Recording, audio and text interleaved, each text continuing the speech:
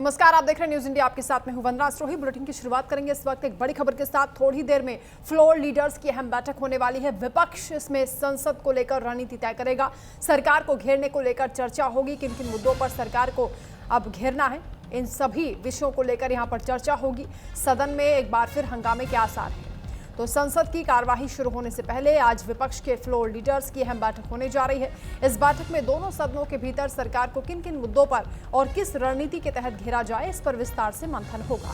माना जा रहा है कि हाल के विवादित मुद्दे, छात्रों पर हुई कार्रवाई और मंदिरों में चढ़ावा चोरी जैसे मामलों को लेकर विपक्ष सरकार से जवाब मांगने की तैयारी कर रहा है। बैठक में कई विपक्षी दलों के नेता शामिल होंगे और सदन में साझा रणनीति बनाने को लेकर सहमति बनाने पर भी प्रयास किया जाएगा। विपक्ष की ओर से स्थगन प्रस्ताव, चर्चा की मांग और सरकार को जवाबदेह बनाने की स्ट्रेटजी पर भी विचार हो सकता है। दूसरी ओर सरकार भी अपने एजेंडे के मुताबिक सदन की कार्यवाही सुचारू रूप से चलाने का प्रयास करेगी। ऐसे में लोकसभा और राज्यसभा दोनों ही सदनों में आज तीखी बहस और हंगामे के आसार हैं। विपक्ष की इस बैठक के फैसलों पर अब सबकी निगाहें टिकी हुई हैं। तो कार्यवाही शुरू होने से पहले ये बड़ी बैठक बुलाई गई है, जिसमें तमाम विपक्षी दलों के नेता शामिल हो रहे हैं। सरकार को किस तरह से घेरना है, चाहे वो छात्रों पर कार्रवाई का मामला हो या मंदिर में चढ़ावा चोरी का मामला हो, विपक्ष यहां रणनीति बनाएगा और उसके साथ ही एकजुटता भी दिखाने की कोशिश यहां पर की जाएगी। सरकार के खिलाफ विपक्ष एकजुट है, ये मैसेज देने का भी प्रयास किया जा रहा है। मॉनसून सत्र चल रहा है। सरकार की कोशिश है कि जो विधायी कार्य बाकी हैं उन्हें सुचारू ढंग से पूरा कराया जाए। कई अहम बिल अभी सदन के पटल पर रखे जाने हैं, उसको लेकर सरकार का प्रयास है कि शांतिपूर्ण ढंग से सदन की कार्यवाही चले, विपक्ष इसमें सहयोग करे। लेकिन विपक्ष की ओर से कई मुद्दों पर सरकार को घेरने की रणनीति बनाई जा रही है। वहीं आज बांकीपुर में पोस्टल बैलेट की गिनती पूरी हो गई है, क्योंकि काउंटिंग हो रही है। कुछ ही देर में पहला रुझान भी सामने आ जाएगा। पोस्टल बैलेट में प्रशांत किशोर अभी सबसे आगे चल रहे हैं। प्रशांत किशोर को 2220 वोट मिले हैं। बीजेपी के नीरज सिन्हा को 1423 वोट मिले हैं। आरजेडी की रेखा गुप्ता को 501 वोट मिले हैं। तो बिहार की चर्चित बांकीपुर विधानसभा सीट पर उपचुनाव हुआ है और आज काउंटिंग हो रही है। इस बीच पोस्टल बैलेट की गिनती पूरी हो गई है। शुरुआती आंकड़ों में जनसुराज के उम्मीदवार प्रशांत किशोर बढ़त बनाए हुए हैं। पोस्टल बैलेट की गिनती में प्रशांत किशोर को 2220 वोट मिले, जबकि बीजेपी के नीरज सिन्हा को 1423 वोट मिले हैं। आरजेडी की रेखा गुप्ता को 501 वोट मिले हैं। अब सबकी निगाहें ईवीएम की काउंटिंग पर टिकी हुई हैं, जिसके साथ ही पहला आधिकारिक रुझान भी सामने आ जाएगा। ये माना जा रहा है कि ईवीएम के वोटों की गिनती के बाद ही तस्वीर और ज्यादा स्पष्ट हो पाएगी। ये काउंटिंग पटना के एएन कॉलेज केंद्र पर की जा रही है। कड़ी सुरक्षा व्यवस्था के बीच काउंटिंग हो रही है। पूरे चुनाव परिणाम 31 राउंड की गिनती के बाद घोषित कर दिए जाएंगे। बांकीपुर सीट पर सभी प्रमुख दलों की प्रतिष्ठा भी दांव पर लगी है। साख बचाने की चुनौती भी है, इसलिए शुरुआती बढ़त के बाद अब हर राउंड पर राजनीतिक दलों और समर्थकों की निगाहें बनी हुई हैं। तो काउंटिंग निष्पक्ष हो, इसको लेकर सुरक्षा के भी कड़े इंतजाम किए गए हैं। बांकीपुर में साख की लड़ाई है। आज नतीजे का दिन है। कौन उपचुनाव जीतेगा, सबकी निगाहें इस पर टिकी हैं। हालांकि शुरुआत में बताया जा रहा है कि जो पोस्टल बैलेट की गिनती हुई है उसमें प्रशांत किशोर आगे चल रहे हैं। तो बिहार के बांकीपुर में उपचुनाव हुआ है, जिसको लेकर आज वोटों की गिनती हो रही है। ये बेहद दिलचस्प यहां पर टक्कर है, क्योंकि त्रिकोणीय मुकाबला बना हुआ है। दरअसल पिछले दिसंबर में अपने विधायक नितिन नवीन को पार्टी का नया कार्यकारी अध्यक्ष चुना गया। उसके बाद से ही यह सीट लगातार चर्चा में है। इस सीट पर अब त्रिकोणीय मुकाबला है, जहां बीजेपी, आरजेडी और प्रशांत किशोर की जनसुराज पार्टी जीत के लिए कड़ी टक्कर दे रही है। हालांकि इसके अलावा भी इस सीट की लोकप्रियता के कई कारण हैं, क्योंकि विपक्ष के लिए जहां ये उपचुनाव सम्राट चौधरी की ओर से जेडीयू के दिग्गज नेता नीतीश कुमार से सत्ता संभालने के बाद यह पहला मुकाबला है। नीतीश क्योंकि राज्य में सबसे लंबे समय तक मुख्यमंत्री रहे थे, वहीं जनसुराज के प्रमुख प्रशांत किशोर ने भी इस चुनाव को एनडीए सरकार पर एक जनमत संग्रह बताया था। संवाददाता संजीव इस वक्त हमारे साथ जुड़ रहे हैं। संजीव, तीनों सीटों पर अभी जो उपचुनाव हुआ है उसकी काउंटिंग आज हो रही है, लेकिन हम बांकीपुर सीट की बात कर रहे हैं क्योंकि बांकीपुर त्रिकोणीय मुकाबला यहाँ पर बताया जा रहा है। साख बचाने की चुनौती बीजेपी के लिए भी है। पोस्टल बैलेट की जो गिनती है वो इशारा कर रही है। प्रशांत किशोर आगे चल रहे हैं, अभी क्या अपडेट है? बिल्कुल, देखिए पोस्टल बैलेट की जो गिनती हुई है उसमें प्रशांत किशोर अभी आगे चल रहे हैं। 800 कुछ वोट से वो आगे निकल रहे हैं। हालांकि देखिए अभी कई राउंड के वोटिंग होनी बाकी है, काफी बारिश हो रही है और इस तो व्यवस्था भी यहाँ की गई है। लेकिन जो अनुमान लगाया जा रहा था कि इस बार कहीं न कहीं जो बीजेपी का गढ़ रहा है सीट, वो प्रशांत किशोर और इनके बीच जो है कड़ी टक्कर है। हालांकि देखिए त्रिकोणीय संघर्ष में आरजेडी भी की जो कैंडिडेट है वो भी है। तो अभी ये पोस्टल बैलेट में जो रुझान आ रहे हैं उसमें ये लग रहा है कि जो शुरुआती दौर में जो इलेक्शन हुए हैं उसके हिसाब से जो प्रशांत किशोर भी लगातार दावे कर रहे थे कि वो जनता ने जो मत दिया है वो सामने आएगा। तो फिलहाल देखिए शुरुआती दौर है ये, और मुझे लगता है कि 1-2 घंटे में जब तमाम ईवीएम खुलने लगेंगे, तमाम जगहों से जो वोटिंग हुई है, तमाम बूथ पर जहां जहां भी वोटिंग हुई उनके ईवीएम खुलेंगे तो और भी जो परिणाम है वो सामने आएंगे। हालांकि देखिए हर पार्टी अपना अपना दावा कर रही है, बीजेपी अपने तरीके से दावा कर रही है कि वो जीत सुनिश्चित है। वहीं अगर प्रशांत किशोर की बात करें तो प्रशांत किशोर इलेक्शन चुनाव के बाद ही काफी आश्वस्त लग रहे थे कि उन्हें जनता ने समर्थन दिया है। तो निश्चित तौर पर अभी की जो रुझान है उसमें तो प्रशांत किशोर की जो पार्टी है जनसुराज पार्टी, और उसके एक सिंगल उम्मीदवार है जिस तरह से, तो उसमें जो रुझान आ रहा है उसमें लग रहा है कि अभी फिलहाल जो शुरुआती दौर में बढ़त बनाए हुए। बिल्कुल, प्रशांत किशोर ने मैदान में उतरकर इस चुनाव को साख का सवाल बना दिया है और बीजेपी के लिए बड़ी चुनौती इसलिए भी है क्योंकि ये सीट लगातार सुर्खियों में है नितिन नवीन के जाने के बाद, और उन्होंने भी खूब प्रचार यहाँ पर किया। इसके साथ ही सम्राट चौधरी जब से सीएम बने हैं उसके बाद उनकी भी प्रतिष्ठा का सवाल है। बिल्कुल, देखिए ये सीट काफी प्रतिष्ठा का सवाल इसलिए भी है कि नितिन नवीन के पिता इस सीट पर लगातार जीतते आए, फिर नितिन नवीन का कब्जा रहा है और अभी तक बीजेपी का कब्जा रहा है। पटना की जो सीटें हैं वो बीजेपी का एक बड़ा कह सकते हैं दबदबा रहा है शुरू से। तो ये सीट क्योंकि इसलिए भी महत्वपूर्ण हो जाता है क्योंकि जिस तरह से कैंपेन की अगर बात करें तो बीजेपी के तमाम नेता के साथ जो राष्ट्रीय अध्यक्ष है नितिन नवीन, वो पूरी तरह से कह सकते हैं इसमें फील्डिंग कर रहे थे। वो पूरी तरह से रणनीति तय किए हुए थे, जिस तरह से रोड शो हुआ था और जो गिनाए जा रहे थे विकास के काम। लेकिन फिर भी इस बार आपने जब देखा होगा कि चुनाव हुआ तो बूथों पर इस तरह से जो है काफी एक कह सकते हैं हावी थे समर्थक एक दूसरे के, कई बार जो है नोक झोंक भी हुई है। तो ये सवाल ये उठता है कि आखिर अगर बीजेपी सीट नहीं जीत पाती है तो निश्चित तौर पर कह सकते हैं एक बड़े बदलाव के संकेत हैं। और जिस तरह से पूरे कह सकते हैं पूरी ताकत लगी हुई थी बीजेपी की, और प्रशांत किशोर जिस तरह से लगातार जनता से कह रहे थे कि एक बार उन्हें उम्मीदवार बनाए, एक सीट अगर बीजेपी वो भी देती है तो कोई बड़ी बात नहीं, लेकिन एक बार वो समर्थन दे। तो देखिए जनता है, जनता जनार्दन है, और जनता ने ईवीएम में क्या कैच किया है ये पोस्टल बैलेट से रुझान आ रहे हैं। अभी और गिनती होनी बाकी है, 1 घंटे के अंदर बहुत कुछ सामने आ जाएगा कि क्या जनता ने किस आधार पर समर्थन दिया, क्या वाकई बीजेपी को एक बड़ा झटका लगेगा। और ऐसे में प्रशांत किशोर जीतते हैं तो निश्चित तौर पर बीजेपी के लिए एक बड़ी कह सकते हैं चुनौती के साथ हार भी मानी जाएगी। और प्रशांत किशोर के लिए एक बड़ी बात यह होगी कि कहीं ना कहीं पिछले चुनाव में वो बुरी तरह से हारे थे, सारी सीटें वो हार चुके थे और उसके बाद खुद वो उम्मीदवार के तौर पर खड़े हुए हैं। अगर जीतते हैं तो निश्चित तौर पर जनसुराज जो पार्टी है वो अपनी नींव रखेगी बिहार में।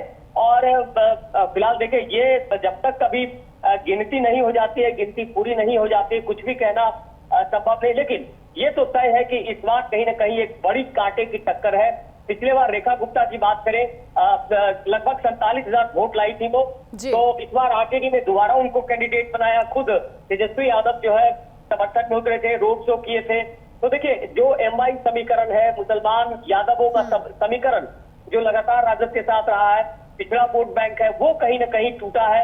अगर टूटता है तो निश्चित तौर पर ये सारी जो वोट है वो कहीं ना कहीं प्रशांत किशोर को गिरा होगा। अगर ऐसा होता है तो निश्चित तौर पर समीकरण भी बिगड़ते नजर आएंगे। बिल्कुल संजीव, आपने ठीक कहा कि प्रशांत किशोर अगर जीत जाते हैं तो ये वाकई बड़ा सवाल उठेगा बीजेपी को लेकर, लेकिन प्रशांत किशोर के लिए भी अग्नि परीक्षा है और प्रशांत किशोर ने एक बात तो तय है कि चुनौती पेश की है। यहाँ पर आप नजर रखिएगा। फिलहाल बहुत शुक्रिया तमाम जानकारी के लिए। एक और अहम जानकारी, दतिया में भी पहले राउंड में बीजेपी आगे चल रही है, जानकारी मिल रही है। उपचुनाव को लेकर काउंटिंग यहां पर हो रही है। आशुतोष तिवारी को 4541 वोट मिले हैं। कांग्रेस के घनश्याम सिंह को 3532 वोट मिले हैं। आजाद समाज पार्टी के दामोदर यादव को 2117 वोट मिले हैं। पहले राउंड के बाद बीजेपी ने बढ़त बना ली है। तो मध्य प्रदेश की दतिया विधानसभा सीट पर भी उपचुनाव की काउंटिंग हो रही है। इस बीच पहले राउंड का परिणाम सामने आ गया है। शुरुआती रुझानों में बीजेपी ने बढ़त बना रखी है। पहले राउंड की गिनती में बीजेपी उम्मीदवार आशुतोष तिवारी को 4541 वोट मिले हैं, तो वहीं कांग्रेस के घनश्याम सिंह को 3532 वोट अभी तक मिले हैं। इसके अलावा आजाद समाज पार्टी के दामोदर यादव को 2117 वोट मिले हैं। पहले राउंड के बाद बीजेपी ने बढ़त बनाई हुई है। हालांकि अभी कुल 15 राउंड की ये काउंटिंग होनी है। ऐसे में मुकाबले की तस्वीर अगले राउंड में और ज्यादा क्लियर हो जाएगी। तो जहां काउंटिंग सेंटर है वहां सुरक्षा के कड़े इंतजाम भी किए गए हैं और चुनाव आयोग की निगरानी में पूरी प्रक्रिया पारदर्शी ढंग से चल रही है। अब सभी राजनीतिक दलों और समर्थकों की निगाहें अगले राउंड के नतीजों पर टिकी हुई हैं, जो कि ये तय करेंगे कि दतिया सीट पर बढ़त कायम होती है या फिर मुकाबला और रोमांचक होता है। खबरों में आगे बढ़ेंगे। आज से यूपी विधानसभा का मॉनसून सत्र शुरू हो रहा है। राज्य सरकार को घेरने की कोशिश में समाजवादी पार्टी नजर आ रही है। चढ़ावा चोरी के मुद्दे को लेकर समाजवादी पार्टी ने सवाल उठाए हैं। सदन में जनहित के मुद्दे उठाएं, ये मुख्यमंत्री योगी आदित्यनाथ की ओर से कहा गया है। सीएम योगी आदित्यनाथ ने सभी से सहयोग करने की अपील की है। तो उत्तर प्रदेश विधानसभा का आज से मॉनसून सत्र शुरू हो रहा है। ये सत्र 4 दिन तक चलेगा। इससे पहले रविवार को सर्वदलीय बैठक भी बुलाई गई थी। मॉनसून सत्र को लेकर विधानसभा स्पीकर सतीश महाना ने कहा है कि यह सत्र बेहद महत्वपूर्ण होगा, क्योंकि पहली बार पूरा वंदे मातरम गीत गाया जाएगा। भारत सरकार ने इस बारे में नोटिफिकेशन भी जारी किया है। यह सदन का पहला सत्र होगा जिसमें वंदे मातरम गाया जाएगा और लोकतंत्र में सहमति और असहमति स्वाभाविक है। चर्चा और बहस से ही ये मजबूत होता है।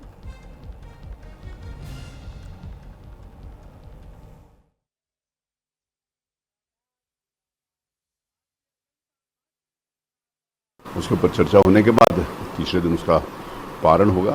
तो मुझे विश्वास है कि जन कल्याण की योजनाएं जो सरकार लेकर आती है इस बजट के माध्यम से उनको पूरा करने का प्रयास है। सर, विपक्ष कई मुद्दों को लेकर हंगामे करने वो तो जबरदस्ती मुद्दा क्रिएट करना चाहते हैं। मुद्दा तो कोई है नहीं। कानून सम्मत तरीके से सरकार चलाई जा रही है। डेवलपमेंट जो है वो जितनी लोगों की अपेक्षा थी उससे कहीं ज़्यादा बेहतर हो रहा है। आज हमारा कैपिटल इन्वेस्टमेंट बड़े पैमाने पर लोगों को रोजगार देने में सक्षम हुआ है। हर तरह से योगी सरकार सक्षम है हर बात का जवाब देने के लिए और हर तरीके की स्थिति से निपटने के लिए। अब आप कल तक और तसल्ली करिए। अनुपूरक बजट इसलिए लाया जाता है कि जो हमारा ऑलरेडी कार्यक्रम कुछ चल रहे हैं उसको हम पूर्ण करा सकें। यूपी विधानसभा सत्र से पहले समाजवादी पार्टी की ओर से प्रदर्शन किया गया है। नीट पेपर लीक, चंदा चोरी और E20 को लेकर हमला बोला है। समाजवादी पार्टी ने सरकार के खिलाफ जमकर नारेबाजी की है। विधानसभा सत्र में ये मुद्दे उठाने की भी तैयारी विपक्ष ने की है। विपक्ष ने सरकार को घेरने की पूरी रणनीति बना ली है और अभी से ये हलचल तेज हो गई है। नीट पेपर लीक, चंदा चोरी और एथनॉल को लेकर सरकार को घेरा जाएगा। समाजवादी पार्टी दिन का सत्र बुला करके ये सरकार निंदनीय काम कर रही है। प्रदेश में देखिए समस्याएं बहुत हैं, तो बहुत समस्याओं से ये सरकार भाग रही है। चंदा चोरी का सवाल, युवाओं का सवाल और इतने कम समय में और इतने समय में तो लोकतंत्र में जब समस्याओं से भाग रही है तो लोकतंत्र में इतने समय से कम समय में समस्याओं का हल नहीं हो सकती है। तो हम इस सरकार के एक कम समय में बुलाने पर इस सरकार की निंदा करते हैं। आप लोग राम मंदिर वाला मुद्दा उठा रहे हैं।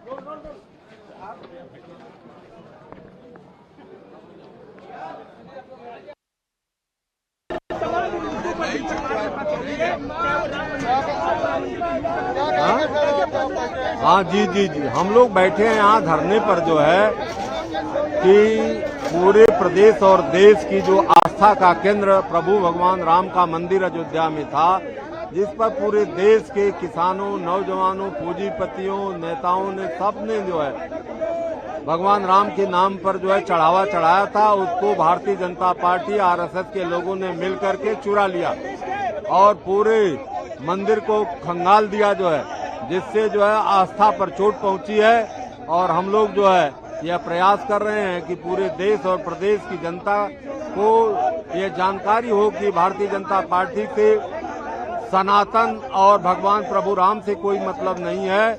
यह जो है केवल पैसा जो है बटोरने के लिए मामा मारिच की तरह जो है रंग बदल करके जो है यह भगवान राम के नाम का जो है प्रचार कर रहे थे। इन्हीं लोगों ने जो है चोरी करके पूरे देश में जो संदेश दिया है, पूरा सनातन धर्म को शर्मसार कर दिया है।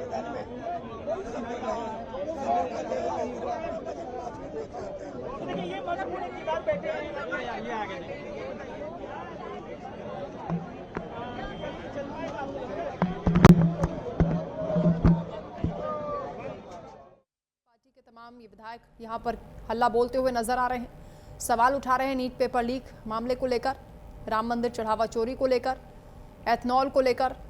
शिवपाल सिंह यादव तो गिना रहे थे कि समस्याएं कई हैं, सरकार का काम निंदनीय है, सत्र कम दिनों का बुलाया, इसको लेकर भी राजनीति की जा रही है, सवाल उठाए जा रहे हैं, यानी सत्र में हंगामे के पूरे आसार दिखाई दे रहे हैं।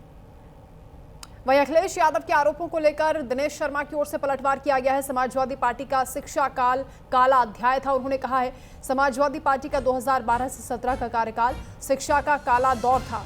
नकल, पेपर लीक और फर्जी परीक्षार्थियों का बोलबाला था। सरकार ने सीसीटीवी और कंट्रोल रूम से परीक्षा व्यवस्था को बदला है। अखिलेश यादव के आरोपों पर बीजेपी की ओर से पलटवार, जिसमें दिनेश शर्मा की ओर से कहा गया कि समाजवादी पार्टी अपने खराब शैक्षिक कार्यकाल के लिए माफी मांगे। तो बीजेपी सांसद हैं, पूर्व उप मुख्यमंत्री हैं दिनेश शर्मा, जिन्होंने समाजवादी पार्टी के अध्यक्ष अखिलेश यादव के बयान पर कहा है कि ये बहुत हास्यास्पद है। 2012 से 17 के कार्यकाल के बारे में आप किसी से भी पूछेंगे तो वो बताएगा कि शिक्षा के मामले में वो काला दौर था। खुलेआम नकल होती थी, पर्चे आउट होते थे, परीक्षार्थी के भेष में पैसे लेकर लोग नकल करके परीक्षा देते थे, नकल सामग्री ट्रकों में भरी जाती थी। सुधार का अगर कोई कार्यकाल रहा तो बीजेपी की सरकार में रहा है। परीक्षा केंद्रों पर सीसीटीवी कैमरे और कंट्रोल रूम की व्यवस्था की गई है। पाठ्यक्रम का पूरा परिवर्तन किया गया है, प्राइवेट यूनिवर्सिटी बिल लाया गया। तमाम ऐसी चीजें हुई जिससे बीजेपी का कार्यकाल शिक्षा के मामलों में सर्वोच्च बना है। दिनेश शर्मा कह रहे हैं कि मुझे हंसी आती है इस बात पर, क्योंकि लोग समाजवादी पार्टी के कार्यकाल की डिग्री का कोई मूल्य भी नहीं समझते थे। ये उल्टा बयान है और समाजवादी पार्टी को अपने खराब शैक्षिक कार्यकाल के लिए माफी मांगनी चाहिए। 2012 से 17 का कार्यकाल, अब उस समय के किसी भी व्यक्ति से पूछेंगे तो कहेगा कि शिक्षा के मामले में एक काला इतिहास लिखने वाला समय रहा, वो काला कार्यकाल रहा। खुलेआम मास कॉपिंग होती थी, पर्चे आउट होते थे। एक व्यक्ति जो परीक्षार्थी होता था उसकी जगह बैठकर दूसरे परीक्षार्थी के भेष में पैसा लेकर लोग नकल करके परीक्षा देते थे। सेशन कई साल लेट हो जाता था, 2.5 महीने परीक्षाएं चलती थीं। लेकिन जो सुधार का कार्यकाल रहा है, बीजेपी सरकार में जो सबसे ज़्यादा बड़ा सुधार हुआ कि परीक्षा समय से भी 2.5 वर्ष का कार्यकाल, जो 2.5 महीने की परीक्षा का कार्यकाल होता था, वो 12 दिन और 15 दिन में बदल गया। 2012 से 17 का कार्यकाल। वहीं आज सावन का पहला सोमवार है और इस सोमवार के मौके पर उत्तर प्रदेश के देवरिया से छोटी काशी के नाम से प्रसिद्ध बाबा दुग्धेश्वर नाथ मंदिर में आस्था का सैलाब उमड़ा है। ब्रह्म मुहूर्त से ही लाखों श्रद्धालु भगवान शिव के जलाभिषेक के लिए मंदिर पहुंच रहे हैं। हर हर महादेव बोलबम के जयघोष के साथ पूरा मंदिर परिसर भक्तिमय हो गया है। श्रद्धालुओं ने गंगा जल अर्पित किया है, परिवार की सुख समृद्धि और देश प्रदेश की खुशहाली की भी कामना की है। भारी भीड़ को देखते हुए मंदिर परिसर में सुरक्षा और भीड़ प्रबंधन के भी व्यापक इंतजाम किए गए हैं।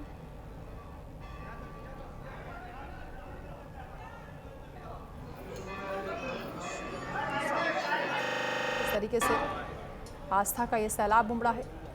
दूर दूर से प्रसिद्ध मंदिरों में लोग पहुंच रहे हैं। भोलेनाथ को प्रसन्न करने के लिए अलग अलग तरीके से भेंट अर्पित कर रहे हैं, जलाभिषेक कर रहे हैं, दुग्धाभिषेक किया जा रहा है। सुबह से ही मंत्रोच्चारण के साथ पूजा अर्चना का दौर जारी है। लंबी कतारें मंदिरों में देखी जा रही हैं।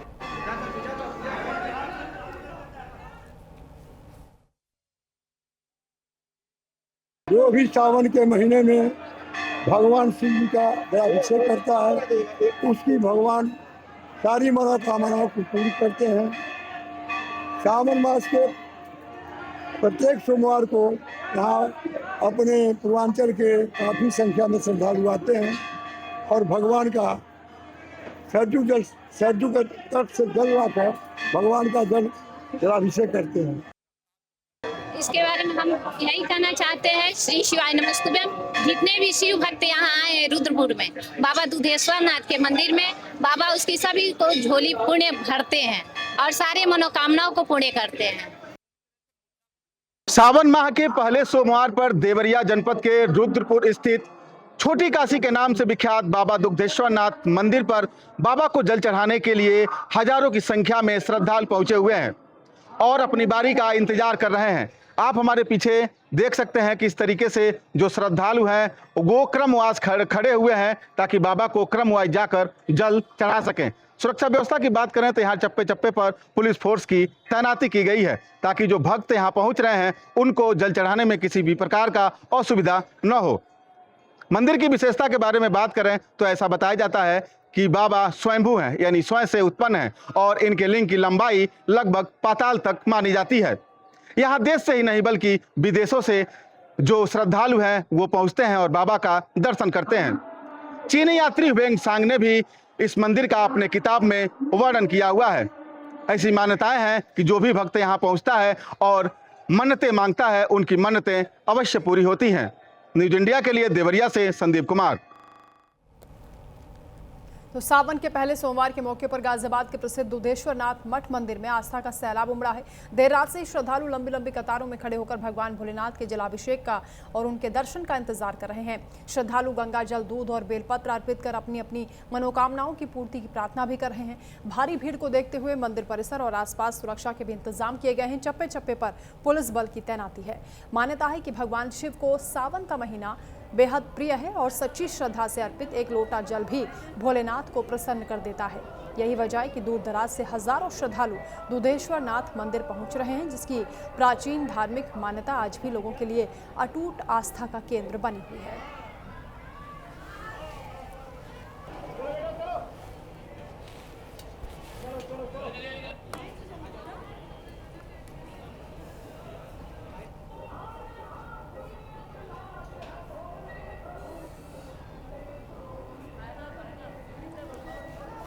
तो तस्वीरें आपको दिखा रहे हैं किस तरीके से लोगों की भारी भीड़ यहां पर देखी जा रही है। आस्था का ये सैलाब उमड़ा है। लंबी कतारों में लोग सुबह से ही अपनी बारी का इंतजार कर रहे हैं, जलाभिषेक करने के लिए यहां पर पहुंच रहे हैं।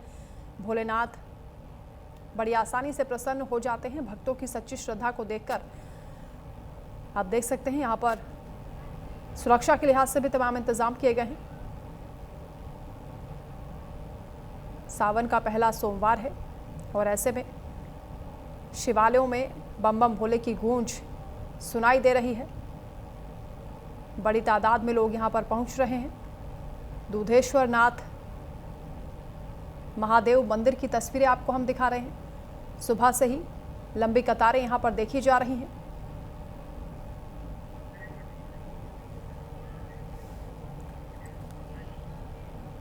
इन्हीं तस्वीरों के साथ फिलहाल इस बुलेटिन में इतना ही। आगे भी खबरों का सिलसिला जारी है, बने रहिए हमारे साथ।